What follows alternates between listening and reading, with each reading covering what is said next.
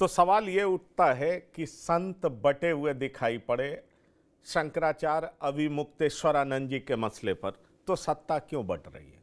और सत्ता बट रही है तो इसका मतलब क्या है कि एक तरफ मुख्यमंत्री कालनेमी की संज्ञा देते हैं तो दूसरी तरफ उप मुख्यमंत्री क्या कहते हैं? उप मुख्यमंत्री भगवान कहते हैं, उनके चरणों में प्रणाम प्रेषित करते हैं। तो संतों में बंटवारा तो दिखाई दिखा, सत्ता में भी जो अंतर विरोध है वो भी सामने आ गया। और क्या माना जाए कि वाकई ये शंकराचार्य के मसले पर सत्ता भी दो फाड़ में बट गई है? क्या माना जाए कि इस मसले को लेकर सत्ता में भी दो अलग अलग सुर हैं, दो अलग अलग मत हैं? आखिरकार ये लड़ाई कहां थमेगी? इस बारे में हम चर्चा करने जा रहे हैं, क्योंकि हमारे साथ जो मेहमान जुड़ रहे हैं उनसे आपका परिचय करा दें। हमारे साथ अशोक यादव समाजवादी पार्टी के प्रवक्ता जुड़ रहे हैं, महेंद्र सिंह वरिष्ठ पत्रकार हैं। आप दोनों मेहमान का बहुत स्वागत है। हमारे साथ आलोक पांडे जी राजनीतिक विश्लेषक जुड़े हैं, और साथ ही साथ दिनेश फलाहारी हिंदू धर्म गुरु भी जुड़े हैं। आप दोनों मेहमान का भी बहुत बहुत स्वागत है। महेंद्र सिंह जी, सबसे पहले आपके पास आना चाहूँगा। मुखिया कह रहे हैं कालनेमी, और कालनेमी किस प्रसंग में कहा गया, किसको कहा गया, ये अब किसी से छिपा हुआ नहीं है। और उप मुखिया भगवान तक कह दे रहे हैं। ये तो संतों में बंटवारा हो रहा है, एक शंकराचार्य अविमुक्तेश्वरानंद जी के पक्ष में, कई लोग उनके विरोध में। लेकिन अब तो सत्ता के सुर भी अलग अलग दिखाई पड़ रहे हैं। कैसे देख रहे हैं आप इसको? नहीं, देखिए 2017 से ही लगातार जो है तमाम ऐसी घटनाएं या घटनाक्रम हुए हैं जिसमें ये दिखाई दिया है कि मुख्यमंत्री योगी आदित्यनाथ जी और उप मुख्यमंत्री केशव मौर्य के बीच सब कुछ सामान्य नहीं है। लेकिन इसका कतई मतलब नहीं है कि आज 2025 है। इसका कतई मतलब नहीं है कि बीजेपी भटी हुई है। देखिए, एक अलग अलग संदेश देने की कोशिश है दोनों तरफ से। जहां मुख्यमंत्री खुद गोरखनाथ पीठ के महंत हैं, खुद उनकी जो धर्म गुरु हैं या जो हिंदू धर्म के महंत और जो है सिद्ध गुरु लोग हैं, उनमें उनकी समझ है। और इसीलिए उन्होंने कहा कि धर्म और राष्ट्र से बढ़कर कुछ भी नहीं होता एक धर्म गुरु के लिए।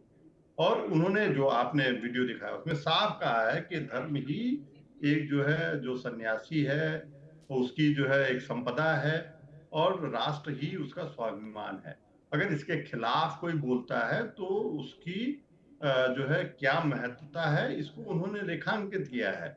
और जिन शंकराचार्य जी की हम बात कर रहे हैं, उन्होंने बार बार धर्म के खिलाफ, राष्ट्र के खिलाफ एक एक उन्होंने एक हम कहें कि भारतीय जनता पार्टी चाहे राष्ट्रीय स्तर पे हो, चाहे वो उत्तर प्रदेश के स्तर पे हो, उन्होंने एक विपक्ष की भूमिका बखूबी नहीं, निभाई है ठीक है, अपने ठीक है बयानों में। महेंद्र सिंह जी, आप कह रहे हैं कि एक इंडिविजुअल के तौर पर उन्होंने विपक्ष की भूमिका ज्यादातर मसलों पर दिखाई है। पर मैं समाजवादी पार्टी के प्रवक्ता अशोक यादव जी हैं, आपको नहीं लगता कि कल तक संत बटे हुए दिख रहे थे? केशव प्रसाद मौर्य एक मैच्योर्ड पॉलिटिशियन की तरह सनातन में जो बंटवारा दिख रहा था, उस बंटवारे को उन्होंने पाटने की कोशिश की है कि ये मामला ज़्यादा ब्लो अप ना करे। तो एक वो कहते हैं ना कि उनको लगा कि अब संतों में बंटवारा ना हो, मामला ज़्यादा खींच रहा है, इसलिए उस पे आग पे मिट्टी डालने का प्रयास उन्होंने किया है। आप कैसे देखते हैं अशोक यादव जी? देखिए, संतों में बंटवारे की बात जो आप कर रहे हैं, तो ये तो खुलेआम खुला खेल फर्रुखाबादी है। अगर कोई संत, तथाकथित संत, अगर भाजपा की का अगर चाटुकारिता करता है, भाजपा की चमचागिरी करता है, योगी सरकार की चमचागिरी करता है, तो उसके उसके आश्रम में डीएम भी जाकर के रोटी सेकेगा। वो 6 करोड़ 4 करोड़ के डिफेंडर में घूमेगा। उसके लिए कोई प्रोटोकॉल नहीं, कोई नियम कानून नहीं है।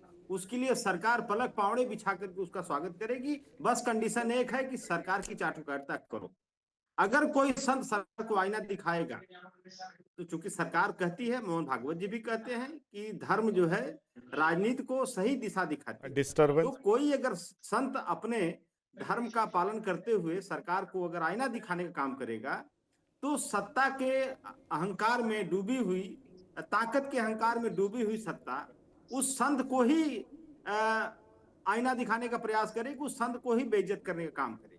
देखिए, आपको याद होगा पंकज जी कि लगभग मगध साम्राज्य 2600 साल पहले घनानंद करके एक शासक हुआ करता था, बड़ा ताकतवर शासक था, बहुत ताकतवर शासक था घनानंद।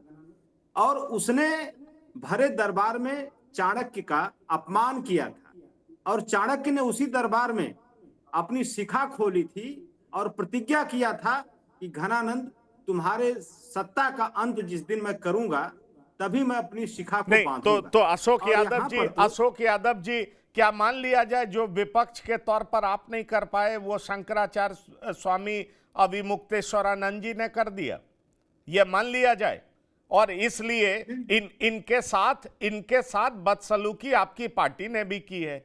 आपको याद होगा गणेश विसर्जन के दरमियान आपने भी धक्का मुक्की की है। आज आप इनके साथ खड़े हैं क्योंकि आपको लग रहा है कि जो आप नहीं कर पाए वो उन्होंने कर दिया। नहीं पंकज जी, देखिए आपका सवाल अच्छा है। आपको अपने जो कहा जो आप नहीं कर पाए, हमने तो लोकसभा चुनाव में करके दिखाया। हमने इनके जो ताकत का जो अहंकार था, उस अहंकार को हमने धूल धूसरित करने का काम किया और हमने इनको 62 से 33 पर लाके पटक दिया। हम उत्तर प्रदेश की नंबर 1 पार्टी, हमारे उत्तर प्रदेश की सम्मानित जनता ने हमको बनाने का काम किया। तो हम ऐसा नहीं है कि हम किसी के कंधे पर रखकर बंदूक चलाने में विश्वास रखते हैं, बिल्कुल नहीं। हमने अपनी पीडीए की ताकत से इनको जमीन चटाने का काम किया इस सरकार को। क्योंकि अगर कोई भी पंकज जी, अगर कोई ताकत जो जनता ने दी है, वो ताकत अगर जिस दिन अहंकार में बदल जाती है कि हमारे पास तो इतनी ताकत है, हम किसी को नहीं छोड़ेंगे, हम सबको रौंद देंगे, तो ये ताकत जनता देती है, ताकत जनता ले भी लेती है। मैं वही दरबार का आपको जिक्र कर रहा था, शिखा का, और वहां पर तो एक चाणक्य की शिखा, एक चाणक्य का अपमान हुआ था। यहाँ पर तो कई चाणक्यों को चोटी पकड़कर, शिखा पकड़कर घसीट घसीट के मारा गया। 80 साल के बुजुर्ग साधु को मारा गया।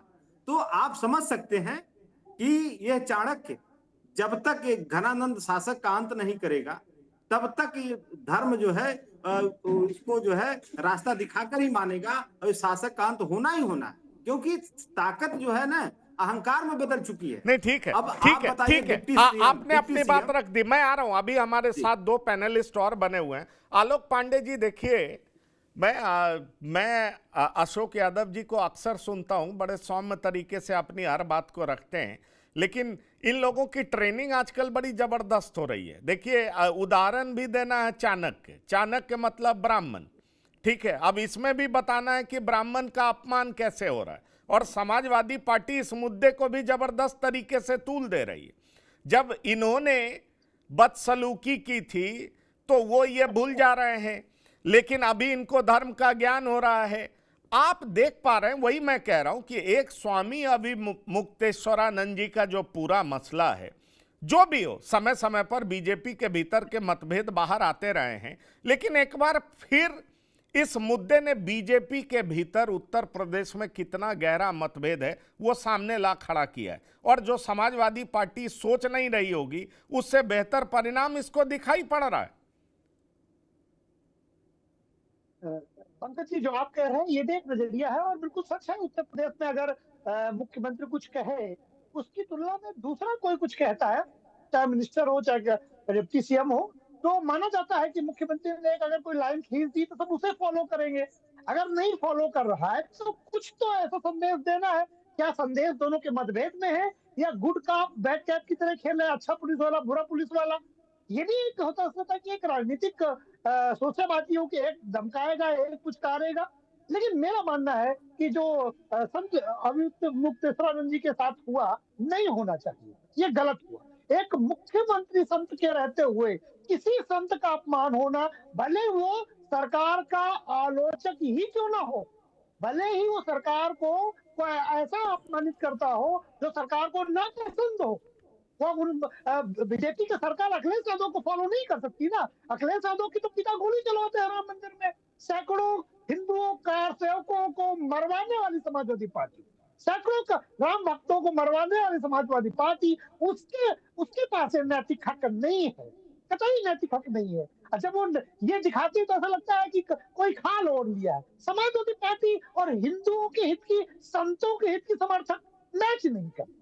समाजवादी पार्टी के साथ ये नैतिक हक नहीं, उनके जो पुरखे हैं, चाहे मुलायम सिंह यादव हो, उन्होंने जो कृत्य किया है भारतीय इतिहास में, इंदिरा गांधी ने गलियारे में संतों को मरवाया था, संसद के गलियारे में, और मुलायम सिंह यादव ने अयोध्या में गोली चलवाई। अच्छा, कभी कभी कहते हैं कि लॉ एंड ऑर्डर बचाने के लिए चलवाई, फिर मुलायम सिंह पर बोल गई कि और हिंदुओं को मरवाना होता तो मैं उनको भी मरवा देता, मस्जिद, तथाकथित मस्जिद की रक्षा करने के लिए। तो समाजवादी पार्टी को लगता है कि ये मौका मिल गया है, संत एक नाराज हो गया है, उस नाराजगी का क्यों ना हम राजनीतिक लाभ ले लें। तो दो बात, समाजवादी पार्टी राजनीतिक लाभ लेना चाहती है, पहला। दूसरा, भारतीय जनता पार्टी के अंदर इस बयान से मतैक्यता की कमी झलकती है। नहीं, अगर उसे पर गुड मैं कॉप बैड मैं कॉप वही न तो माना कह रहा हूं, जाए, ये तो ये निश्चित ये बात है। बयान कोई आम आदमी का नहीं है, कोई आम नेता का नहीं है। मैं महेंद्र सिंह जी आऊंगा आपके पास, हमारे साथ दिनेश फलाहारी जी भी हैं। ये बयान सरकार के दो प्रमुख चेहरों का है, एक मुख्य चेहरा, एक नंबर 2 चेहरा। और सवाल यह है कि इन दोनों के बयान इतने डायमेट्रिकली अपोजिट हैं, इतना विरोधाभास है दोनों के बयान का, कि यह साफ एक बार चुनाव से पहले दिख रहा है कि किस तरीके से बीजेपी बटी हुई है। पर दिनेश फलाहारी जी, आपका फिर से स्वागत करूंगा टीवी 9 के प्लेटफॉर्म पर। एक सीधा सा सवाल है, बीजेपी पार्टी सत्ता में आई तो कहा गया कि धर्म और सत्ता का जबरदस्त घालमेल है और धर्म को बचाने के लिए बीजेपी जैसी पार्टी का रहना जरूरी है। मतलब कहा गया सनातन की संरक्षक है, ये हम कहते हैं। और आप संतों ने कहा अब सनातन की लड़ाई पुरजोर तरीके से लड़ी जाएगी। पर यह सनातन के लिए लड़ने की बात थी और उसमें सत्ता के समर्थन की बात थी। यहां सनातन के लिए लड़ते लड़ते सनातन में लड़ाई होने लगी और सत्ता विरोध में खड़ा दिखने लगा। इसको आप संत लोग कैसे देखते हैं? देखिए, तो सब दुखद है। शंकराचार्य भगवान माघ मेला में स्नान करने गए थे, तो अधिकारियों ने भीड़ के दबाव को देखते हुए उनसे जवाब किया, उनको रोका गया, तो वो भड़क गए। और यदि अधिकारी प्रेम पूर्वक उनसे प्रार्थना करते तो शंकराचार्य मान जाते। अब ये इतनी बड़ी घटना हो गई, तो शंकराचार्य भगवान ये शिव की गद्दी है और हमारे सनातनियों में शंकराचार्य जी को प्रधानमंत्री कहते हैं, तो ऐसा नहीं होना चाहिए था। हम तो सभी से यही प्रार्थना करते हैं, हमने तो मोदी जी से भी प्रार्थना की है, योगी जी से भी प्रार्थना की है, आपके चैनल के माध्यम से भी कह रहे हैं कि अधिकारियों को दिशा निर्देश दें, वो शंकराचार्य जी से माफी मांगे, तो ये मामला यही कि दब जाएगा। संत का हृदय बड़ा होता है, वो उन अधिकारियों को माफ कर देंगे। लेकिन नोटिस देने से, बार बार उनको से सवाल जवाब करने से ये मामला तूल पकड़ता जा रहा है। और डिप्टी सीएम साहब ने भी शंकराचार्य जी को प्रणाम करके संबोधन किया है कि आप गंगा स्नान कर लीजिए। तो ये बंटवारा हो रहा है, संतों में भी बंटवारा हो रहा है। तो हम तो आपके चैनल के माध्यम से यही प्रार्थना करेंगे कि सनातन धर्म का बंटवारा ना हो, अधिकारियों को दिशा निर्देश दिए जाएं, वो शंकराचार्य जी से माफी मांग लें, शंकराचार्य जी स्नान करेंगे तो ये सभी जो मसले हैं हल हो जाएंगे।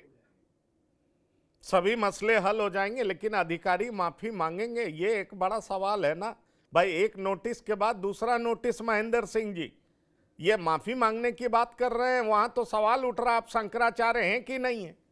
और आप एक नोटिस में ये कहा गया कि आप जो है शंकराचार्य हैं कि नहीं है, दूसरे में कहा गया कि क्यों नहीं माघ मेले से आपको बैन कर दिया जाए। यहां माफी मांगने वाली तो ऐसी कोई बात ही नहीं दिख रही है। हाँ, उप मुखिया जरूर कह रहे हैं कि उस अफसर के खिलाफ कार्रवाई होगी, ये उप मुखिया का कहना है। तो सवाल यह है कि उप मुखिया की बात हम मान भी लेते हैं कि उप मुख्यमंत्री जो कह रहे हैं, हो सकता है सरकार के भीतर की आवाज है, इसका पैचअप कराया जाएगा। लेकिन हम जब पिछली कुछ घटना देखते हैं, एक मुखिया कहते हैं सतुआ बाबा के पास आए बगैर कल्याण नहीं होगा, दूसरे उप मुखिया कहते हैं कि कहां तुम रोटी बना रहे हो, जाके भीड़ हटाओ, ट्रैफिक ठीक करो। तो ये कोई पहली घटना नहीं है, इससे पहले की भी कई घटना है जहां पर बयान काफी विरोधाभास और एक दूसरे के विरोध में दिखाई पड़ता है। इससे सनातन का नुकसान होगा नहीं होगा ये एक अलग बात है, लेकिन 2027 के चुनाव से पहले दो प्रमुख नेताओं के बयान में विरोधाभास क्या संदेश दे रहा है? समाजवादी पार्टी के लिए इससे बेहतर अवसर तो कुछ हो नहीं सकता। नहीं, महेंद्र देखिए सिंह जी। निश्चित रूप से ऐसी धार्मिक आस्था के मुद्दों पर मुझे लगता है कि सरकार को और सरकार के जितने भी या भारतीय जनता पार्टी को, सरकार के जो नेतागण हैं, मंत्रीगण हैं, सबको बहुत ही संयम से वक्तव्य देना चाहिए। मुझे लगता है कि जो आपसी जो भी मतभेद हैं उसको सामने नहीं रखना चाहिए। अगर मैं ये कहता हूं कि अगर प्रशासन सही है तो पूरी सरकार पूरी ताकत से उसकी बात करे ना, कि कोई भी धर्मगुरु अगर बिना प्रशासन के वहां पे जाता है और कोई अव्यवस्था फैलती है तो उसकी जिम्मेदारी प्रशासन की होगी। तो मुझे लगता है कि इस पे भारतीय जनता पार्टी को और सरकार को, दोनों को बहुत ही ये संवेदनशील तरीके से इस मुद्दे को लेना चाहिए, न कि भारतीय जनता पार्टी के बीच जो अंदरूनी आप कहें कलह कहें या जो अंदरूनी मतभेद कहें, जो मैंने जैसा पहले कहा कि 2017 से ही वो शुरू हो चुका है, तो वो अगर है उसको किनारे रख के जो एक हिंदुत्व है, जो सनातन का सम्मान है, उसको इस बीच में नहीं लाना चाहिए। जैसे अभी धर्मगुरु जी ने कहा कि ये एक राजनीति से ऊपर रख के जो कुंभ है, जो माघ मेला है, ये हमारे जो हिंदू धर्म के लिए बहुत ही आप कहें कि नहीं बोलिए बोलिए, लगता पीछे से। हाँ, ये बहुत ही आस्था का प्रश्न है और सभी इससे जुड़े हुए हैं। तो मुझे नहीं लगता है कि ऐसे में इस तरीके के विरोधाभास वाले बयान आने चाहिए। और अगर सरकार की तरफ से या प्रशासन की तरफ से कोई गलती हुई है तो मुझे नहीं लगता है कि माफी मांगने से जो है उसमें कोई नहीं, आप नुकसान हो बिल्कुल जाएगा ठीक या कह रहे हो, कोई और यही सवाल तो शासन को बार बार क्षति हो उठ रहा है, जाएगी। यही सवाल तो लेकिन बार बार अगर उठ रहा है, यही सवाल महेंद्र सिंह जी बार बार उठ रहा है कि भाई ठीक यही है, मैं कह रहा हूं, वो सत्ता विरोधी स्टैंड लेते हैं, उनके कई सारे बयान राजनीतिक हैं। उन्होंने यहां तक बयान दिया कि नेपाल में हिंसा हुई तो उसका असर भारत में भी देखा जा सकता है, लोग सड़कों पर आ सकते हैं, ये सारी बातें ठीक है। पर आलोक पांडे जी, आपको नहीं लगता कि एक संत मुख्यमंत्री के रहते अगर किसी भी संत का अपमान होता है तो जो भारतीय जनता पार्टी के समर्थक हैं उनमें किस तरीके से निराशा उत्पन्न होती होगी? जो संत बीजेपी के पक्ष में खड़े दिखाई पड़ते हैं, आज उनमें बंटवारा तो दिख रहा है ना, अलग अलग बयानबाजी भी शुरू हो गई। तो सनातन की लड़ाई बाद में, पहले आपस की लड़ाई सामने आ गई। संतों में बंटवारा नहीं है, भारतीय हाँ, जनता पार्टी महेंद्र जी बात बंटवारा पूरी कर ले, आ रहा हूं। आलोक जी कुछ कहना चाह रहे हैं? नहीं, मैं ये कह रहा हूं संतों में बंटवारा नहीं है, बंटवारा भारतीय जनता पार्टी के नेताओं में है। नहीं, पर संत भी तो रामभद्राचार्य जी इनके विरोध में बोल रहे हैं, एक दो संत और विरोध में बोल रहे हैं, शंकराचार्य जी दोनों पक्ष में बोल रहे हैं। तो भाई संतों के बयान में भेद तो दिख रहा है ना, संत भी बटे हुए दिख रहे हैं इस मुद्दे पर। आलोक पांडे जी। जी देखिए, ऐसा है कि जितना सनातनी व्यक्ति है जो सत्ता से या किसी नेता से नहीं जुड़ा है या किसी पार्टी से नहीं जुड़ा, चाहे वो समाजवादी पार्टी हो चाहे भारतीय जनता पार्टी हो, वो अगर उससे नहीं जुड़ा है, लाभ नहीं ले रहा है, न्यूट्रल है, आम वोटर है, उसको इस विवाद से तकलीफ है, इस विवाद से दुख है, नहीं होना चाहिए। एक संत मुख्यमंत्री के होते हुए ये कृत्य निंदनीय है, नहीं होना चाहिए। एक संत का अपमान नहीं होना चाहिए। संत क्यों, हमारे यहाँ दुर्वासा ऋषि नहीं रहे, पूरा समाज उनके गुस्से को सहन करता था। हमारे यहाँ चारवाक दर्शन नहीं है, चारवाक ऋषि क्या करते थे, वेदों को फाड़ देते थे और चारवाक दर्शन बना। तो हमारे यहाँ महात्मा बुद्ध किसी धर्म से तो निकले, हिंदू पैदा हुए थे, बौद्ध बने और अपने जीवित रहते उन्होंने उसे धर्म का नाम नहीं दिया, उन्होंने उन परंपराओं का विरोध किया, बाद में वो बौद्ध धर्म में कन्वर्ट हुआ। तो मैं सिर्फ ये कह रहा हूँ कि हमारे यहाँ निंदा, चाहे राजा की निंदा हो चाहे धर्म की निंदा हो, ये हमारे सनातन का अभिन्न अंग। कोई सत्ता जो संत उनके समर्थन में बात नहीं करता, उसका किसी इंटेंशन से अपमान करना, ये मुझे इंटेंशनली अपमान लगता है। क्योंकि जब वो नहाने जा रहे थे और कहे हम पालकी से जाएंगे। अब वो प्रशासन कहता है 100 मीटर आप और चले जाओ। अरे 100 मीटर का आप गलियारे नहीं बना सकते थे? जब जितनी ऊर्जा आपने संतों को पीटने में लगाई, उतनी ऊर्जा आप रस्सी बांध के गलियारे बना देते, तो ये मैटर ही ना होता। तो इंटेंशन मुझे ठीक नहीं लग रहा। फिर आप ये कहना कि आप शंकराचार्य हैं कि नहीं, प्रशासन की हैसियत कहां से हुई किसी शंकराचार्य से पूछने की कि आप शंकराचार्य हैं या नहीं है? इससे बाद के कृत्यों से समझ में आता है कि प्रशासन का इंटेंशन मैलाफाइड था कहीं ना कहीं पर।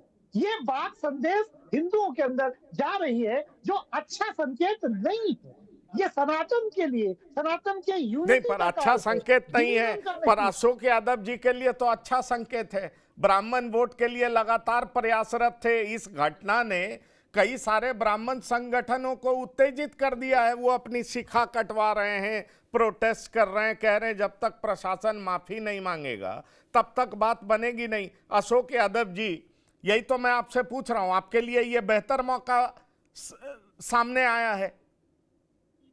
देखिए ऐसा है पंकज जी, आपदा में अवसर तलाशना ये समाजवादी पार्टी ने कभी नहीं सीखी। इसकी मास्टरमाइंड भाजपा है। पुलवामा घटना को ले लीजिए, पहलगाम घटना को ले लीजिए, बांग्लादेश में हिंदुओं के ऊपर अत्याचार हो घटना को ले लीजिए, हर आपदा में भारतीय जनता पार्टी अवसर तलाशती है। पुलवामा में शहीदों के नाम पर वोट मांग लेंगी, पहलगाम में शहीद जो हमारे टूरिस्ट मारे गए, विदिन 24 आवर उनका कार्टून बना करके वोट मांगने लगी है। कभी कि धर्म पूछा गया, जाति नहीं। तो ये सब चीजें हम लोग नहीं करते। हम लोग देखिए जो भी करते हैं सीना ठोक के करते हैं। अभी आलोक जी ने कहा कि कार सेवकों की बात किया और कहा कि हिंदुओं के हितैषी समाजवादी पार्टी कैसे हो सकती है। भैया ये 37 सीटें आलोक जी, हमें ऐसा नहीं है कि हिंदू समाज ने हमको वोट नहीं दिया तब हम 37 सीटें पा गए।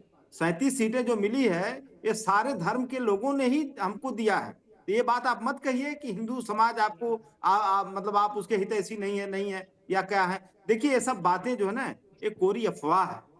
और हम लोग जो कि हमारे राष्ट्रीय अध्यक्ष जी केदारेश्वर महादेव का मंदिर बनवा रहे हैं इटावा में, और शिव शक्ति अक्षरेखा पर बनवा रहे हैं, और जो है धार्मिक रिवाज से बनवा रहे हैं। तो ऐसा न कहिए आलोक जी कि हमें धर्म में विश्वास नहीं। हाँ, हम धर्म का ढिढोरा नहीं पीटते आप लोगों की तरह कि जाके बासी रोटी 4 दिन की लेके आए गाय के सामने और कैमरा मैन को लगा दे कि देखो गाय को रोटी खिला रहे हैं, तुम जो फोटो खींच लेना। ये सब निष्ठा हम लोग नहीं करते हैं। हम लोग गाय को माता मानते हैं, मतलब मानते हैं। ये सब काम जो लोग करते हैं वो बात अलग है। दूसरी बात अगर मैं पंकज जी कहूं, छिपाकर गाय को खिलाते हैं और खुलकर जो है सो वो कौन सा रमजान के दरमियान वो कौन सा शाम को जो हाँ रोजा इफ्तार, हाँ रोजा इफ्तार खुलकर करते हैं और छिपकर हिंदू रहते हैं। ये भी तो दस को देखा गया राजनीति में। ये भी तो 10 को देखा गया अशोक यादव जी। मैं ये देखिए हम लोग पंकज जी, वही मैंने कहा, हम समाजवादी लोग हैं। हम रोजा इफ्तारी भी खुलेआम करते हैं। बिल्कुल। और केदारेश्वर महादेव का मंदिर भी खुलेआम बनवाते हैं। हम लोग पर्दे के पीछे कुछ नहीं करते हैं। और दूसरी बात, मैं जो मेन बात बताने जा रहा था, देखिए ये जो है, आप बोलने दीजिए अशोक जी को बोलने दीजिए। आ रहा हूँ आलोक जी आपके पास। हाँ देखिए, राम मंदिर को आप लोगों ने व्यापार का साधन बना दिया है। भारत में जितने भी मंदिर हैं सब में आप लोग व्यापार कर रहे हैं। आलोक जी, वो व्यापार करिए, वो व्यापार में आप लोग महारत हासिल है। आप लोग जब लाशों पे व्यापार कर लेते हैं, आप लोग जब शहीदों की चिताओं पर व्यापार कर लेते हैं, शहीदों के शवों पर व्यापार कर लेते हैं, तो आप लोगों से ज्यादा व्यापारी कुछ नहीं, कोई नहीं व्यापारी। व्यापार तो मोदी जी कह ही चुके हमारे खून में है। व्यापार तो मोदी जी कह ही चुके हमारे खून में है। आपको बोलने नहीं दूंगा, आप मेरे धर्म के खिलाफ नहीं बोल सकते। ये क्या है? नहीं, आप देखिए, व्यापार बना दिया। व्यापार आप लोग, अरे आप लोग बहुत बड़े व्यापारी भाई। आप लोगों से बड़ा धर्म का व्यापारी तो पूरे विश्व में नहीं कहीं है। आप मुसलमान हैं कि हिंदू? आप लोग देखिए, आप लोग धर्म का व्यापार करते हैं सबसे ज्यादा। अगर किसी को देखिए, सनातन को अगर किसी ने दंड किया है तो आप लोगों ने किया है। मैं कैसे जानता हूँ कि सनातन को मैं धर्म से सबसे व्यापार ज्यादा करता हूँ? डेंट आप लोगों ने आप कैसे पहुंचाया। जानते हैं मुझे धर्म में मैं धर्म सनातन से के व्यापार नाम को करता हूँ? खराब किया आप लोगों ने। आप लोग आप लोगों ने इसीलिए हिंदुत्व के रामनंदी नाम को कहलाते खराब हैं। किया है। अभी आप अभी लोगों ने आप भगवान हिंदू राम के कहला नाम को रहे थे खराब किया और है। 2 मिनट के आप अंदर लोगों आप के जो ऊपर है आने कहने वाली क्या बन पीढ़ियां गए? धिक्कारेंगी आप लोगों आप को। भाई क्या बात करते आने हैं? वाली पीढ़ियां आप यादव धिक्कारेंगी हैं, आप हिंदू लोगों है के कि ऊपर नहीं ये कि बताइए? भगवान या राम यादव के नाम को मुसलमान होता खराब है? किया आप लोगों ने। यादव आप मुसलमान लोगों ने होता है या सनातन हिंदू को का नाम खराब किया बताइए? है। आप लोगों आप ने टीवी हिंदुत्व में को बैठ खराब करके किया है। इतने बड़े जो प्लेटफॉर्म का सनातन दुरुपयोग करते स्वामी हैं। विवेकानंद का था, 1 सेकंड के वो अंदर आपकी सनातन सिक्योरिटी प्यार और पावर सौहार्द हिंदू का था, होने की पढ़ाई खुल समावेशिता जाती है। का था, आप 1 और मिनट के आप अंदर हिंदू लोगों ने नहीं उसको रह पाते नफरत हैं। का आप सनातन क्या बना हिंदू दिया। की बात आप करेंगे? लोगों ने उस सनातन को अरे सर, नफरत का आप हिंदू सनातन की बना बात दिया। कर ही नहीं इससे सकते। ज्यादा बुरा आप कुछ हिंदू नहीं की हो बात सकता। करेंगे तो आप प्रवक्ता नहीं आप रहेंगे। लोगों जैसा, आपको सुन मुसलमानों की लीजिए बात आलोक करनी जी, होगी। आपको हिंदू धर्म को सनातन गाली को देना होगा। बर्बाद हिंदू किया धर्म आप को लोगों ने। प्रणाम देना होगा। मुझे सनातन को व्यापारी कहना बदनाम किया होगा। आप लोगों तब ने। आप समाज के भगवान प्रवक्ता राम का रहेंगे। नाम हम लोग सर प्यार कैसे से बात लेते करते हैं। हैं आप? राम राम भगवान जी राम कहते का हैं, आप दर्शन करने सीता तक राम नहीं गए कहते हैं। हैं। आप वहाँ जीसस गए नहीं जब आदि हैं। पैदा आपका होता संदेश है क्या तब से कहता है? लेकर के मरते दम अशोक तक यादव राम की जी, बात करते धर्म हैं। को लेकर और के आप लोगों को आपके लाइन शर्म ठीक आनी नहीं है। चाहिए, यहाँ बैठ और करके आपकी मॉब लाइन लिंचिंग धर्म को करते हो, लेकर भगवान ठीक राम का नहीं नाम है। लेते हैं। आप शर्म नहीं नॉन आती? चुल्लू भर पानी में डूब आप मरना चाहिए आप लोगों को। भगवान राम का नाम मैंने लेकर कहा मॉब क्यों लिंचिंग निर्मल की करते हैं आप पानी लोग। में शर्म डूबते नहीं हैं? आती आप लोगों को? भगवान राम का भगवान नाम राम लेकर का नाम मॉब लेकर लिंचिंग के बात करते हैं आप कीजिए। लोग। आपने शर्म नरेंद्र नहीं मोदी आती को आप कुछ लोगों किए को? हैं? संतों पर क्या लाठियां बात कर रहे हैं चलवाने आप? के लिए, गोली चलवाने भगवान के लिए, राम का नाम राम हम मंदिर लोग में हिंदुओं को जन्म बढ़ाने से के लेकर लिए मृत्यु तक आप लेते क्या हैं बात भगवान करते राम हैं? का नहीं, नाम। चलिए और चलिए, आप लोग ठीक है, भगवान राम चलिए, का नाम ठीक है, पे ठीक है। मॉब और लिंचिंग मैं करते हैं। मैं आप लोग इसी शर्म सवाल का नहीं आलोक जवाब जी। मैं इसी आलोक जी सवाल जैसा का चर्चा जवाब मैंने देखा इसी नहीं सवाल भाजपा का का। जवाब इतना दिनेश बड़ा फलाहारी चोटिया जी आदमी से है लेना कि चाहूंगा। भगवान राम के दिनेश नाम पर मॉब फलाहारी लिंचिंग जी, करने वालों के खिलाफ अशोक कुछ नहीं यादव जी बोलता आ है। रहा हूं, नहीं आपको देखा, उल्टी आपको सीधी बहुत बात समय भगवान दिया। राम चलिए। के खिलाफ मैं भगवान दिनेश राम फलाहारी को जी नाम को आपके खराब पास किया आ रहा तुम हूं। लोगों ने। समाजवादी भगवान राम के नाम पार्टी, को खराब किया लोग जैसे समाजवादी लोगों ने। पार्टी सनातन को खराब किया लोग जिस जैसे लोगों ने। तरीके से शर्म आनी शंकराचार्य चाहिए आप लोगों को। अविमुक्तेश्वरानंद के जैसे लोगों ने पक्ष बर्बाद में कर दिया हिंदू खड़ी धर्म को। दिखाई पड़ रही है। माता प्रसाद पांडे वहां पहुंचे भी हैं। समाजवादी पार्टी के समर्थन को आप कैसे देखते हैं? संत समाज कैसे देख रहा है? देखिए, वो उनकी इस विपदा की घड़ी में मिलने आए तो संत से तो कोई भी मिल सकता है। कांग्रेस वाले मिल सकते हैं, सपा वाले मिल सकते हैं, भाजपा वाले मिल सकते हैं। संत मना थोड़ी करेंगे। लेकिन संत सत्य बात कहेंगे। गौ हत्या हो रही है तो उन्होंने ये आवाज कांग्रेस सरकार में भी उठाई, सपा सरकार में भी उठाई, भाजपा सरकार में भी उठा रहे हैं। यदि कोई कार्य गलत होगा तो संत का दायित्व बनता है वो आवाज उठाए। अब सरकार माने या ना माने ये सरकार पर डिपेंड करता है। तो संत से कोई भी मिल सकता है। संत जो विरोधी आएगा उससे भी सत्य बात कहेंगे, जो अपना आएगा उससे भी सत्य कहेंगे। संत का कर्म होता है सच्चाई बताना। चाहे किसी भी पार्टी से आए, कोई भी आए, सबको वो गले लगाते हैं, किसी के दुश्मन नहीं है। लेकिन सत्य वो जरूर कहेंगे। शंकराचार्य जी एक भी शब्द असत्य नहीं बोल सकते। वेद पुराण के आधार पे, सबूतों के आधार पे जो भी कहेंगे वो सत्य कहेंगे। नहीं, सत्य कहेंगे वो सारी बात ठीक है, पर आपसे कार सेवक पे गोली चलाने वाले भी मिल सकते हैं।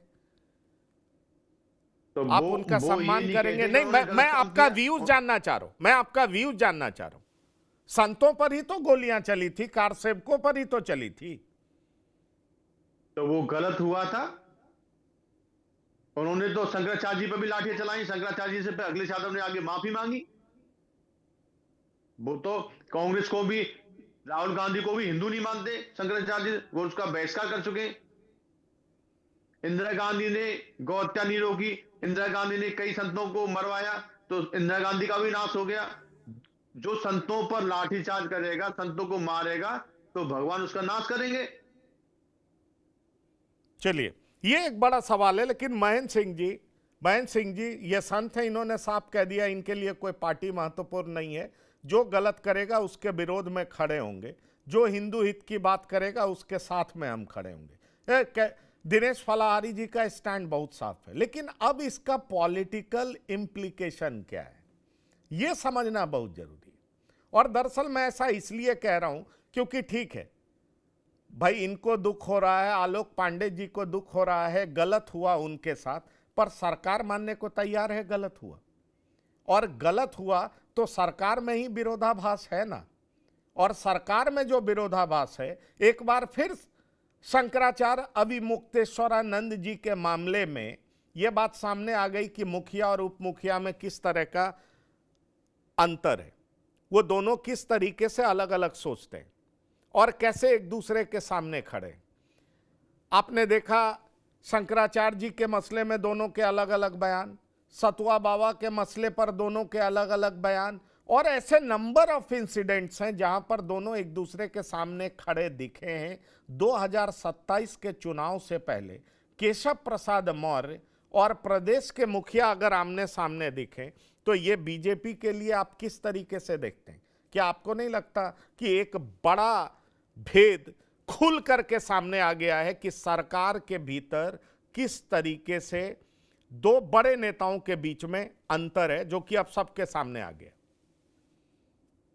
देखिए, निश्चित रूप से पंकज जी, सरकार में इसकी महत्वता हो, इसको ज्यादा महत्व मिले, इसको लेके जो मतभेद था वो तभी भी ठीक था। लेकिन हिंदुत्व जैसे, सनातन जैसे मुद्दे पे खुलकर भारतीय जनता पार्टी के दो प्रमुख नेताओं के बीच, दो प्रमुख उत्तर प्रदेश के मुख्यमंत्री और उप मुख्यमंत्री के बीच अगर मतभेद आ रहा है हिंदुत्व और सनातन जैसे मुद्दों में, तो ये निश्चित रूप से एक अत्यंत जो है चिंताजनक बात होनी चाहिए भारतीय जनता पार्टी के जो शीर्ष नेतृत्व है उसके लिए, और भारतीय जनता पार्टी का जो संगठन है उसके लिए, और उत्तर प्रदेश के जो शासन है उसके लिए।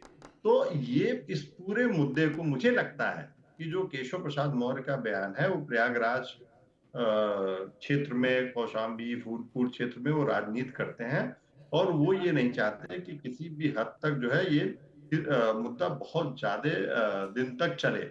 वहीं दूसरी तरफ जो उत्तर प्रदेश के मुख्यमंत्री हैं वो ऑर्डर और डिसिप्लिन की बात करते हैं और व्यवस्था की बात करते हैं, और ऐसे मुद्दों पे कई बार वो अलोकप्रिय होते हुए दिखते हैं, लेकिन बाद में जब सच्चाई सामने आती है तो लगता है कि प्रशासन को बनाए रखने के लिए, शासन की हनक को बनाए रखने के लिए, उत्तर प्रदेश जैसे अव्यवस्थित जो 2017 के पहले राज्य था उसमें व्यवस्था बनाए रखने के लिए कई बार कठोर निर्णय लेने पड़ते हैं, भले ऐसे लोग हो जो आपके ही अपने प्रिय क्यों हों। और ऐसा 2017 के बाद कई बार देखा गया है कि ऐसी घटनाएं हुई हैं जो ऐसा लग रहा था कि उत्तर प्रदेश के मुख्यमंत्री ने जो है ये निर्णय ठीक नहीं लिया है, हो सकता है इसका राजनीतिक जो है कुछ नुकसान भी उठाना पड़े, लेकिन उन्होंने शासन की जो प्रशासन में जो अनुशासन होना चाहिए और जो जमीनी स्तर पे लागू होना चाहिए उसके लिए उन्होंने निर्णय लिए हैं। लेकिन मैं एकदम सहमत हूं कि ये मुद्दा अत्यंत पेचीदा है। राजनीतिक जो है लाभ नुकसान के लिए जो भारतीय जनता पार्टी में उठापटक रही है, और आज से नहीं रही, और तमाम बातें आपने खुद जिक्र किया वो रही है, लेकिन हिंदुत्व और सनातन के मुद्दे पे, शंकराचार्य जैसे महत्वपूर्ण जो है संत के मुद्दे पे ये खुल के सामने आना ये निश्चित रूप से चिंताजनक है, और भारतीय जनता पार्टी को इसको जल्द से जल्द, या उत्तर प्रदेश शासन को इसको जल्द से जल्द सुलझाने की कोशिश करनी चाहिए। नहीं करनी चाहिए, पर कोशिश कौन कर रहा है? यही तो आलोक पांडे जी आपसे पूछना चाह रहा हूं। क्या कल उप मुख्यमंत्री जी ने जो कहा है इसका मतलब ये निकाला जाए कि वो इस पूरे मसले को सुलझाने का प्रयास कर रहे हैं, या इसका मतलब ये निकाला जाना चाहिए कि इस मसले पर भी दोनों के विरोध सामने आ चुके हैं, सतुआ बाबा के मसले पर भी दोनों के विरोध सामने आ चुके हैं? ये सबको पता है। अगर आप संगठन सरकार से बड़ा है, ये जुलाई 2024 का बयान भी आपको याद होगा कि किस संदर्भ में उन्होंने कहा था कि संगठन सरकार से बड़ा है, बड़ा था और बड़ा रहेगा। ये सीधा हमला योगी सरकार पर ही माना जा रहा था कि भाई वो क्या साबित करना चाह रहे हैं। अफसरशाही पर भी उन्होंने वार किया। यह भी आपको मालूम है कि कार्यकर्ता का सम्मान सर्वोपरि है, कोई अधिकारी अगर नहीं सुनता तो मुझे बताओ। इसको भी लिया गया कि भाई अफसरशाही में कार्यकर्ता अपमानित हो रहे हैं 24 के चुनाव के दरमियान, और जो परिणाम आया उससे बहुत तरह की बातें सामने आई।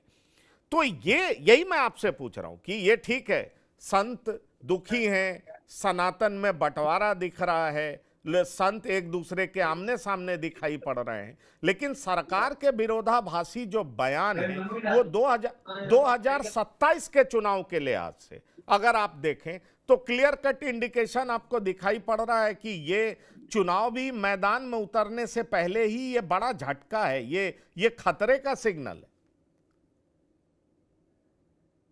देखिए पंकज जी, पहली बात तो ये कि भारतीय जनता पार्टी इस मामले में बदनाम है कि अपने कार्यकर्ताओं की नहीं सुनती। इन्हें जब वोट लेना होता है तब कार्यकर्ताओं के पास जाते हैं और कहते हैं वोट लाओ हमारे लिए। लेकिन जब सत्ता में आते हैं तो थाने में नहीं सुनाई होती बीजेपी कार्यकर्ताओं की, ये कोई छुपी हुई बात नहीं। इनके नेता फिर वो जाने कितनी नैतिकता की बात करने लगते हैं और कार्यकर्ता पीटा जाता है, प्रशासन हावी हो जाता है, पुलिस हावी हो जाती है, इसमें कोई डाउट नहीं। भारतीय जनता पार्टी का नेता कार्यकर्ताओं का सिर्फ उपयोग करता है, उसके साथ नहीं खड़ा होता। ये कोई छुपी हुई बात नहीं, ये open secret. Law and order बना मेंटेन करने के नाम पर कार्यकर्ताओं का ही बहुत बार शोषण होता है। कार्यकर्ताओं को पुलिस वाले लठियां देते हैं और कितने बार ऐसा हुआ है कि कार्यकर्ता फ्रस्ट्रेट होकर रह जाता है। तो इसलिए भारतीय जनता पार्टी का कार्यकर्ताओं के साथ न खड़े होने वाली पार्टी है। इसीलिए चुनाव में जब ये हारते हैं, उत्तर प्रदेश कितना हारे थे, तब अमित शाह जी कार्यकर्ताओं के घर घर गए, फिर मनाया, बोले नहीं अब ऐसी गलती नहीं होगी। लेकिन भारतीय जनता पार्टी का बेसिक डिफॉल्ट है, वो बेसिक डिफॉल्ट है, कार्यकर्ताओं का एहसान नहीं रखती भारतीय जनता पार्टी, ऐसा मेरा मानना है। पहले तो ये बात क्लियर हो गई कि ये कोई इनका कोई बड़ा रोल नहीं है। जब से भारतीय जनता पार्टी की सरकार रही, कार्यकर्ताओं की उपेक्षा हुई। कार्यकर्ताओं को नेता भले बना देंगे, लेकिन कार्यकर्ताओं के साथ पुलिस अब लाठी चलाती है तो खड़ा हुआ नहीं दिखता, प्रशासन की तरफ सारे नेता दिखते हैं, ये ज्यादातर बार हमें दिखाई देता है। दूसरी बात आती है कि जो ये यूनिटी न दिखना, जो कृष्ण प्रसाद मौर्य जी के आपने बहुत सारे उदाहरण दिए, हर सरकार में ऐसी कोई न कोई एक नेता है, कोई न कोई ऐसी व्यवस्था होती है। अखिलेश यादव के समय में 5-5 डिप्टी सीएम या सीएम हुआ करते थे, यहाँ तो 2 ही डिप्टी सीएम है, वहाँ 5-5 सीएम होते थे। कहते थे ओरिजिनल सीएम तो काम ही नहीं कर पाता, वो केवल लाठी चलवाता है संतों पर, तो ये भी था। तो इस तरह की मतभेद सरकारों में, एक बर्तन घर में रहते हैं 4 बर्तन तो खटकते ही, लेकिन ये खटक के पटकने तक अगर पहुंच गए, अगर इनमें चुनाव के समय तक, चुनाव लड़ते समय तक यूनिटी न रही, तो निश्चित बात है ये जो डिप्टी सीएम और सीएम के बीच में ये एकता न दिखने के जो संकेत बीच में दिखाई देते, इससे नुकसान होगा। लेकिन एक बात और कह दूं पंकज जी, ये जितने मुद्दे योगी जी ने सुलझाए, लगता था इनसे गलत डिसीजन हो गया, they are all are political. ये मुद्दा धार्मिक है और वो स्वयं संत है। ये मुद्दा उन मुद्दों से बहुत बड़ा है। अगर ये भारतीय जनता पार्टी का नेतृत्व हल्के में ले रहा है कि नहीं एक शंकराचार्य तो हैं और उनको उनकी क्या हैसियत, बात उस शंकराचार्य की नहीं, बात उस नहीं, पर भारतीय जनता पार्टी इसलिए भी हल्के, देखिए एक सोच ऐसा है आलोक पांडे जी, मैं चाहूंगा सब लोग इस पर आए और मैं दिनेश फलाहारी जी से भी ये सवाल करूंगा। दरअसल एक सोच ऐसा है दिनेश फलाहारी जी जो कहता है कि भारतीय जनता पार्टी के नेता वो सब किए जो कि धर्मगुरु को करना चाहिए था, जैसे जात पात में बटा हिंदू समाज, उसको जोड़ने का प्रयास, हिंदुत्व के नाम पे जोड़ने का प्रयास भारतीय जनता पार्टी ने किया, मंदिर बनाने का काम भारतीय जनता पार्टी ने किया, जो वो कहते हैं ना लॉस्ट ग्लोरी, उसको वापस लाने का प्रयास भारतीय जनता पार्टी ने एक आंदोलन के जरिए किया। ये हिंदू धर्मगुरुओं का काम था, पर हिंदू धर्मगुरु अपने मठ तक सीमित रह गए और इसलिए जो हिंदू धर्म गुरु को लेकर के आस्था थी, जो सम्मान था, जो लोग एकदम सड़कों पर उतर आते थे, अब वैसी बात दिखाई नहीं पड़ती। क्या आपको लगता है ये वजह है कि पॉलिटिकल पार्टीज अब संतों पर अटैक कर देती हैं, चाहे अभी बीजेपी हो, चाहे कल समाजवादी पार्टी हो, चाहे कोई और हो? क्योंकि जन समर्थन आपके पक्ष में नहीं दिखता, वो सम्मान नहीं दिखता। दिनेश फलाहारी जी, मैं आ रहा हूं अशोक यादव जी। मैं अगर आपकी अनुमति 10 सेकंड में मैं इसमें मैं आपको बता दूं कि ठीक है, बहुत बार संतों ने वाकई जो आपने प्रश्न उठाए हैं ये बिल्कुल जायज है, काम संतों का था, नहीं किया। लेकिन फिर भी मैं कहता हूं कि अखिलेश यादव ने लाठी चलाई 15 में, तो 17 में सत्ता में नहीं। हिंदू धर्म के मामले में बहुत बार उस तरह से रिएक्ट नहीं करता। लेकिन बात मानिए, जब मैं समाज में लोगों से बात कर रहा हूं तो वो कह रहे हैं कि नहीं होना चाहिए। अब ये नहीं होना चाहिए मुद्दा वाकई अगर भारतीय जनता पार्टी को लगता है कि मेरी वोट बैंक में कन्वर्ट नहीं होगा, तो ऐसा नहीं है। रिएक्शन अगर समय से न सुलझाया तो इसका परिणाम गंभीर भी हो सकता है। ये मैटर धर्म का है और धर्म के अगेंस्ट खड़े होते हुए कोई भी राजनीतिक दल दिखाई देगा तो उसको नुकसान होगा, कम या ज्यादा, ये समय तय करेगा। दिनेश फलाहारी जी, मैं इनसे सुनना चाहूंगा जी। धर्मगुरुओं पर कोई लाठी चलाएगा या उनको परेशान करेगा तो उसका प्रभाव पड़ता है चुनावों में। तो हम ये नहीं कहते कि धर्मगुरुओं ने सनातनी को इकट्ठा नहीं किया। धर्मगुरु खूब प्रचार प्रसार करते हैं, सभी सनातन को इकट्ठा करते हैं। सरकार भाजपा के कार्यकर्ता भी सभी को, हिंदुओं को इकट्ठा करते हैं। तो सभी लगे हुए हैं इस धर्म युद्ध में, अकेले ये नहीं है कि हम ही लगे हों। सभी की ये इच्छा रहती है कि सभी इकट्ठे रहें और भाजपा को ही वोट करें, लेकिन भाजपा लाठी चलाएगी तो इसका परिणाम भी भुगतना पड़ेगा। अशोक यादव जी, आपके लिए तो बड़ा शुभ संकेत है। मैंने हर चुनाव से पहले देखा है कि आप ब्राह्मण वोटों को अपने साथ जोड़ने का प्रयास करते हैं। ये मुद्दा आपको लग रहा है कि एक बड़ा मुद्दा है जो आपको चुनाव में हर तरीके से मदद करेगा?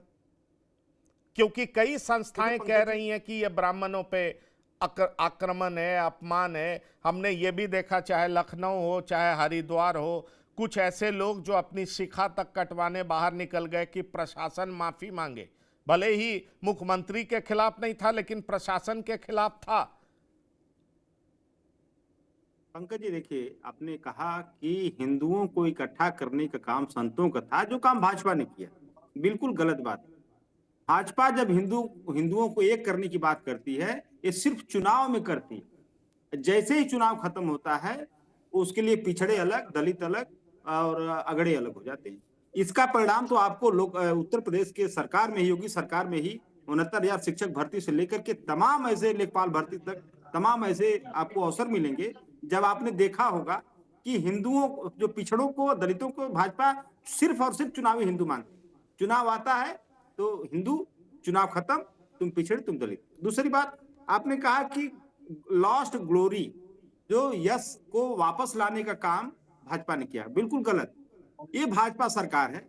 आपको नहीं, याद होगा, अगर सोमनाथ का जीर्णोद्धार हो, सोमनाथ को सेलिब्रेट किया जाए, राम मंदिर को बनाने की बात हो, तो भाई ये तो माना ही जाएगा ना कि बीजेपी उसी तरीके से सोचती है और उस रास्ते पर काम कर रही है। ये मेरे स्टेटमेंट नहीं है, मैंने कहा जो भाजपा क्लेम करती है।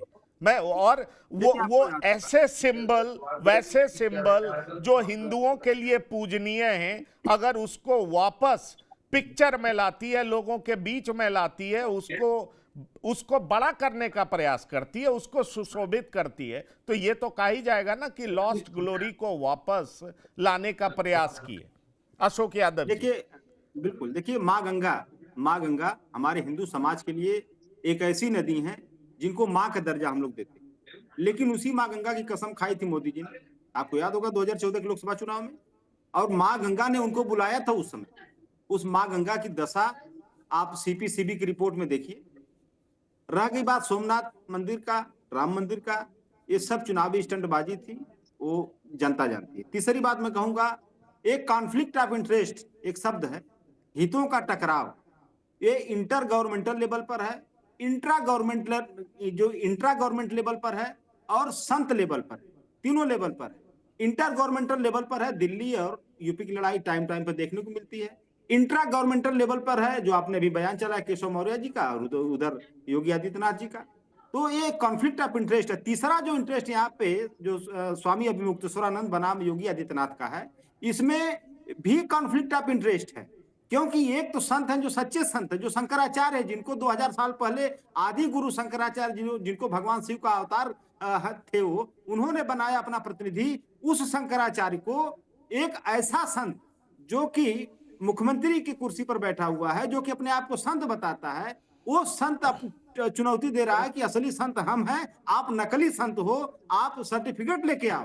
तो इस लेवल पर बाकी संत तो ठीक है, उन्होंने समझौता कर लिया योगी सरकार से, भैया चलो आप ही संत हैं, आप ही मुख्यमंत्री भी हैं, आप ही हमारे धर्मगुरु भी हैं, आप ही हमारे संत भी हैं, ठीक है। लेकिन जो असली संत है, जो वास्तव में संत है, वो इस तरह से समझौता नहीं कर सकते। उनको पता है कि हम असली सनातन के रखवाले हैं, वो ज्योतिष पीठ के जो है मुखिया हैं। तो आप ऐसे संत को आप चुनौती दोगे मुख्यमंत्री की कुर्सी पर बैठ करके कि हम संत असली हैं, आप नकली संत हो, सर्टिफिकेट लाओ, तो एल्गार तो होगा ही। फिर अब उस एल्गार को आप कहेंगे कि समाजवादी पार्टी इसमें फायदा ढूंढ रही है, ये ठीक नहीं है। हम लोग तो हर उस पीडीए में हमारा नारा है कि पिछड़े, दलित, आदिवासी और जो भी हमारे समाज की जो शोषित वंचित हैं, जिनका शोषण हो रहा है, चाहे वो ब्राह्मण हो, चाहे ठाकुर हो, चाहे कोई भी समाज हो, अगर उसका शोषण हो रहा है तो समाजवादी पार्टी वहां खड़ी है, उसमें कोई अन्य बात नहीं हो सकती। आपको लग रहा होगा कि हम अवसर खोज रहे हैं, हम अवसर बिल्कुल नहीं खोज रहे हैं,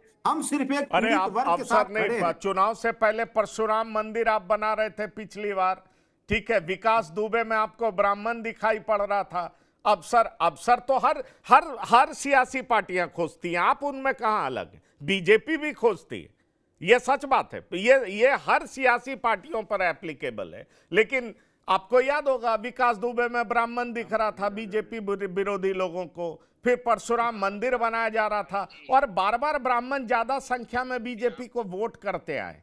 अभी शंकराचार्य के साथ बदसलूकी हुई, ये एक बड़ा सवाल है। क्या इसके बाद सत्ता में जो बैठे लोग हैं उनको बड़ा खामियाजा भुगतना पड़ेगा, जिसकी चर्चा हम कर रहे हैं? और दूसरी बड़ी बात कि सत्ता में बैठे दो बड़े लोग, मुखिया उप मुखिया, दोनों के ही बातों में इतना बड़ा विरोधाभास है। क्या 2027 से पहले ये खतरे की घंटी है? यही बात तो हम कर रहे हैं अशोक यादव जी। आपके लिए तो अपॉर्चुनिटी है, इस बात से कौन इनकार कर सकता है? आप पॉलिटिशियन हैं, पॉलिटिक्स तो करेंगे ही। अरे पहले आप जिनको पीटे उनसे मिलने के लिए दर्द बांटने आपने माता प्रसाद पांडे को भेज दिया, तो ये राजनीति नहीं है तो और क्या है?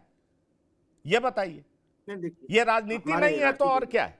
ये सच बात है। लेकिन मैं वही कह रहा हूं, अब राजनीति केवल विरोधी दलों में ही नहीं हो रहा, राजनीति पार्टी के अंदर भी हो रहा, और इसके कई उदाहरण हैं। महेंद्र सिंह जी, देखिए, पहली बात, ये कोई भारतीय जनता पार्टी के खिलाफ जो विपक्षी दल हैं उनके लिए कोई ये अवसर नहीं है।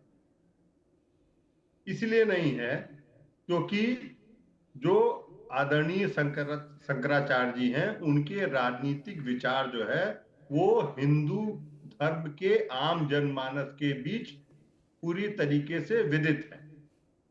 वो पूरा हिंदू समाज, सनातन समाज जानता है उनके विचार, पहली बात। दूसरी बात जो की गई कि गोरखनाथ पीठ के बारे में, और वो पीठ के संत एक संतुलन वो बनाया गया। गोरखनाथ पीठ भी कब से स्थापित है, बाबा गोरखनाथ का क्या महत्व है, ये भी पढ़ के, लिख के, सोच के, समझ के तब बात करनी चाहिए। तीसरी बात, जितना उत्तर प्रदेश में सांस्कृतिक, धार्मिक, आध्यात्मिक पुनर्जागरण 2017 के बाद हुआ, क्या भारत के इतिहास में उसके पहले कभी हुआ? कोई अगर ये बता दे, चाहे वो काशी हो, चाहे जो है अयोध्या नगरी हो, चाहे जो है वो ब्रज धाम हो, जो एकदम अंधेरे में, गुमनामी के अंधेरे में डूबे हुए थे। कहा जाता था कि अयोध्या नगरी को श्राप लगा है सीता मैया का। वो अयोध्या नगरी आज जो है, जिसको व्यापार कहा जा रहा है, आज पूरे देश के हिंदू धर्म में विश्वास करने वाले, सनातन धर्म में विश्वास करने वाले भीड़ लगी हुई है, कश्मीर से कन्याकुमारी तक। जिस काशी में जो है तमाम प्रश्न उठाए जाते थे, आज बाबा विश्वनाथ की नगरी एकदम से चमक रही है, कॉरिडोर बना है। तो देखिए, राजनीति बात अलग है। अगर आप राजनीति करना चाहते हैं, आप किसी को ऊपर किसी को नीचे दिखाना चाहते हैं, तो दूसरी बात है। लेकिन 2014 के बाद और उत्तर प्रदेश में खासकर 2017 के बाद जिस प्रकार से हिंदू धर्म के, मतलब हिंदू नहीं, मैं ये कहूंगा संस्कृति जो उत्तर प्रदेश की रही है, जो दबा दी गई, जो कुचल दी गई, और जो मुगल के समय से कुचली गई, और जिसे स्वतंत्रता के बाद एक बल मिला, और दबा जो हमारी आध्यात्मिक नगरी थी उनको एकदम से मटिया मेट कर दिया गया। वो 2017 के बाद योगी आदित्यनाथ के नेतृत्व में जो सरकार रही, मैं किसी दल की बात नहीं कर रहा हूं, उस सरकार ने इन नगरियों के पुनर्जागरण का काम किया और स्थापित किया। ऐसा नहीं है कि कोई आज ये कहे जाए, आप अयोध्या जी में जाके देखिए, अयोध्या धाम में, आप जो है बनारस धाम में जाके देखिए, आप जो अयोध्या में जिसको कहा जाता था कि अभिशाप लग गया है सीता मैया का, वो नगरी आज चमक रही है। और इन लोगों को शर्म आती थी पहले, कोई डरता था नहीं, वो सारी बात ठीक है, वही तो कह रहा हूं कि सांस्कृतिक आध्यात्मिक जागरण जबरदस्त हुआ, ये तमाम सनातनी मानते हैं। लेकिन आपको लगता है कि दो ऐसे मुद्दे सीक्वेंस में हुए, एक मणिकर्णिका वाली घटना हुई, समाजवादी पार्टी जोरदार तरीके से उठाई, दूसरा ये स्वामी अविमुक्तेश्वरानंद जी के साथ हुआ, ये जो हुआ उसको भी समाजवादी पार्टी जबरदस्त उठा रही है, संत लोगों में भी नाराजगी। इसका कोई राजनीतिक प्रभाव नहीं होगा। अगर भारतीय आलोक जनता पांडे जी, पार्टी ने आलोक पांडे अगर जी, भारतीय जनता पार्टी ने अपने जो है अपने परिवार को एकजुट रखा, इसका कोई राजनीतिक प्रभाव नहीं हुआ। 2024 में भारतीय जनता पार्टी अगर हारी तो उसके पीछे एक कारण था कि भारतीय जनता पार्टी का परिवार तो शीर्ष नेतृत्व और उत्तर प्रदेश के नेतृत्व और तमाम नेताओं के बीच बटा हुआ था, इसलिए वो था। किसी को आलोक ये पांडे शक जी। नहीं है कि 2014 के बाद और 2017 जी, के बाद देखिए भारतीय नहीं, जनता पर पार्टी ने जो हिंदुत्व पर और आप सनातन ये के बात लिए कर काम रहे किया है, हैं, मैं वो कोई और आप दल नहीं कर सकता। नहीं, पर ये बताइए कि ये फिर क्यों नहीं करेगा? इसकी संभावना कहाँ खत्म हो जा रही है? मैं एक नाम लेना चाहूंगा। मैं थोड़ा सा धार्मिक, राजनीतिक, सांस्कृतिक तीनों बात करना चाह रहा हूं क्योंकि बड़ा जटिल मुद्दा है। अब देखिए कैसे धर्म से पॉलिटिक्स में चला जाता है। अब आप कहते हैं ना कि इस धार्मिक मुद्दे पे दो बड़े नेता एक दूसरे के सामने दिख रहे हैं, पर आप कई इंसिडेंट्स को देख लीजिए ना, उसको कैसे इग्नोर करेंगे? उदय भान करवरिया, ये एपिसोड तो पता है ना कि भाई इनको आगे रख करके और जिस तरह की बात की गई, तो इसमें भी दिखा ना कि कितना बड़ा डिफरेंस है। वही तो आप जो कहना चाह रहे हैं महेंद्र सिंह जी, ठीक है 24 में क्या हुआ अंदर खाने बात थी, लेकिन अलग अलग मुद्दे पर ये डिफरेंसेस भी तो बाहर आ रहे हैं। नहीं, निश्चित रूप से, और यही जो ये मतभेद रहे, यही भारतीय जनता पार्टी को जो झटका लगा 2024 में, यही कारण था। लेकिन जो हिंदुत्व को मानने वाला है, जो सनातन को मानने वाला है, जिसकी बात आलोक पांडे जी कर रहे थे, उसको ये पता है कि 2014 के बाद जो देश ठीक में है, हुआ, ठीक है, मैं क्विक कमेंट्स लूंगा। आलोक जी जी, देखिए जब एक बहुत बड़ा जहाज होता है, समुद्र में चलता है, तो जहाज को गर्व होता है कि मैं नहीं डूबूंगा। लेकिन उसमें एक हल्की सा चटकन आ जाए तो लगेगा अरे नहीं नहीं नहीं, इस चटकन से कुछ नहीं होगा, कुछ केवल एक चटकी, भाई ये चटका है जहाज का एक हिस्सा, क्या होगा? आप उसे समय से रिपेयर न करें, इतना बड़ा जहाज भी डूब जाता है। तो अगर ये गर्व है किसी को कि कुछ नहीं होगा इन सब घटनाओं से, तो ये गलत है। तो फिर कहता हूं, मेरी बहुत बार एनालिसिस सही भी होती है, इस बार भी होगी। अगर भारतीय जनता पार्टी ने इसे टेकन फॉर ग्रांटेड लिया, तो ब्राह्मण होने के नाते मैं कहता हूं भारतीय जनता पार्टी को नुकसान उठाना पड़ेगा। मैं हमेशा सच बोलने की कोशिश करता हूं, किसी को पसंद आए या ना आए, इस तरह का काम अगर भारतीय जनता पार्टी करेगी, एरोगेंस दिखाएगी। और रही बात की केवल 24 में इसलिए हारे कि उनमें यूनिटी नहीं थी, गलत। इसलिए हारे क्योंकि इनको घमंड था कि हमारे सिवा वोट किसको देंगे। इनके नेता कहते थे कि जाओगे तो कहां जाओगे, मोदी के सिवा किसको वोट दोगे। इनके नेताओं का घमंड इनको ले डूबा था 24 में। यूनिटी एक कारण नहीं था, कारण था इनका घमंड, इनका एरोगेंस, जिसने इनको 24 में हरवाया था। कितने बयान के नेताओं के तो कहते थे मोदी के सिवा देगा किसके वोट। अरे भाई, इस देश की जनता ने किसी भी व्यक्ति का एरोगेंस बर्दाश्त नहीं किया। हम राजा बदल देंगे लेकिन घमंड नहीं सहेंगे।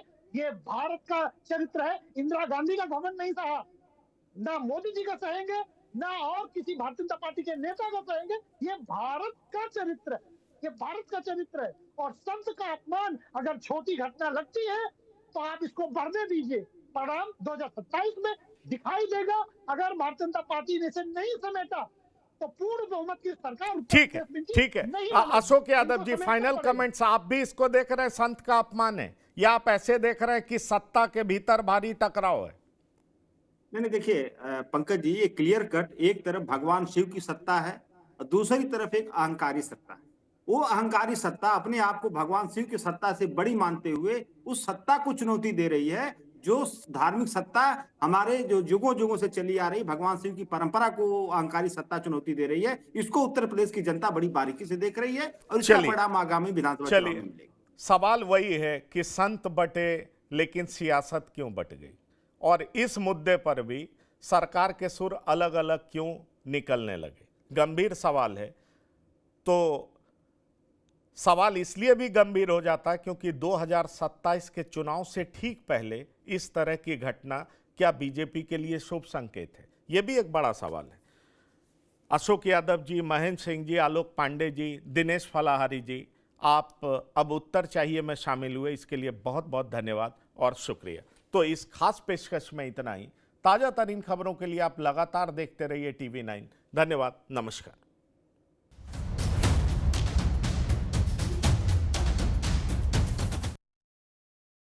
अब उत्तर चाहिए brought to you by R pure का हल्दी मसाला, मिर्च धनिया करे कमाल, सबका राजा are pure masala.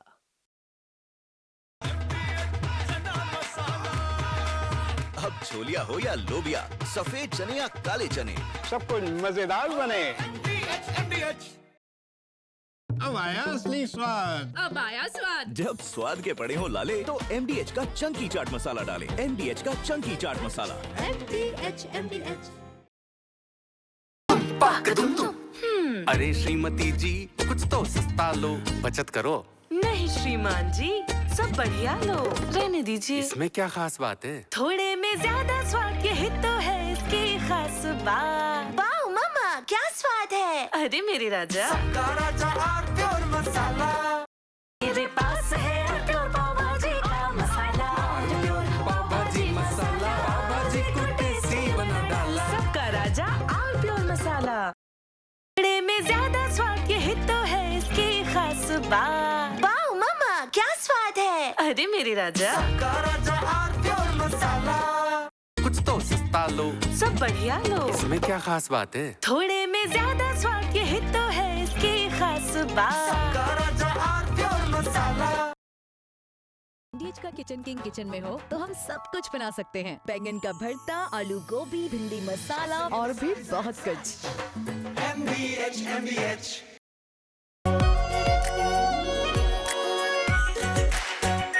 Are pure shahi paneer masala, delicious, healthy, everyday.